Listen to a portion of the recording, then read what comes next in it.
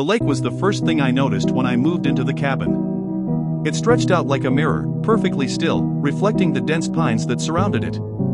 There was a beauty to it, but something about its silence unsettled me. No birds skimmed its surface.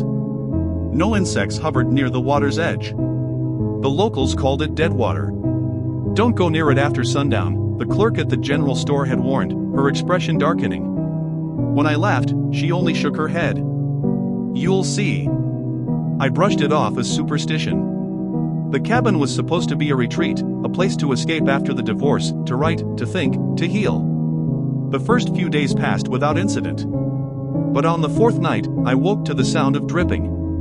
It was soft at first, barely audible over the hum of the wind through the trees. But as I sat up, it grew louder, more insistent, like water falling onto wood. I checked the taps. Dry. The roof? No leaks. And then I saw it, a trail of wet footprints leading from the front door to the living room. My heart raced as I followed the trail.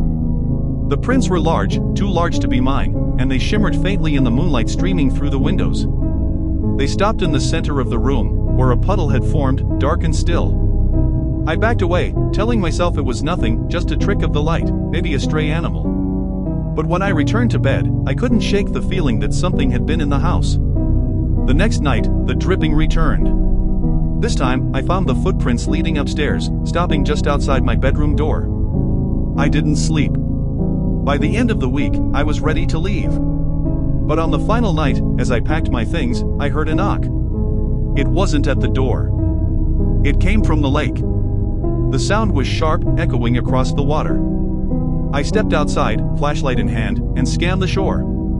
The beam caught on something, someone.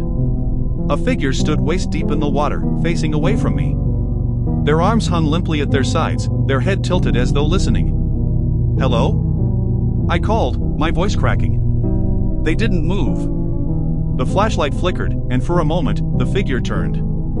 Its face was pale, bloated, its eyes hollow and leaking black water. I stumbled back, dropping the flashlight. When I looked up again, the lake was empty. At dawn, I fled the cabin. The locals didn't ask why I was leaving so soon. They only exchanged knowing glances, their faces grim. As I drove away, I caught one last glimpse of the lake in my rearview mirror. The surface was still as glass. And in the reflection of the trees, I saw the figure, watching me go.